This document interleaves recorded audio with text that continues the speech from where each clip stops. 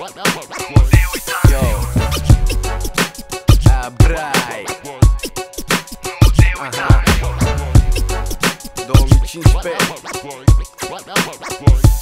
Yo, când un beat îmi ajunge la ureche, o dau relaxat, mereu fără regrete. Promoție de capace, precum cola. Am fost debusolat până mi-am găsit busola.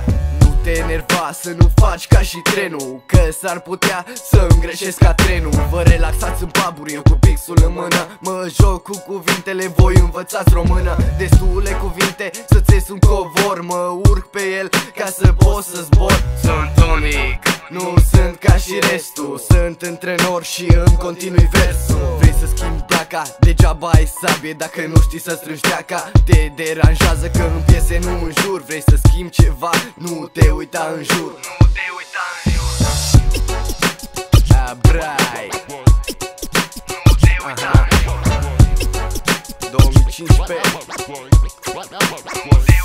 Yo, Abrai. Aha. 2015.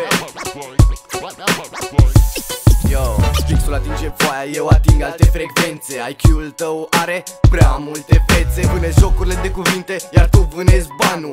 Sunt mereu la curent, la fel ca țiparul. Pistoale cu apă, eu port calașul. Nu-s mândru de țara asta, dar-mi respect orașul. Încă puțin și țara asta moare. O să ne vedem curând la înmormântare. Mi-a spus părerea și cred că am greșit. Mai nou nu e ok să faci asta pe beat. Vrei să bei? Fac un cocktail de cuvinte. Zici că sunt fake, ținte bine, cine minte. Sunt antrenat ca moșiu cardiac, sunt șarpe a 13-a zo din zodiac. Nu o să mă schimb, să-ți fac ție pe plac. Hai că am plecat, aici am terminat. Abrai. Aha. 2015. Yo, Abrai. Aha. 2015.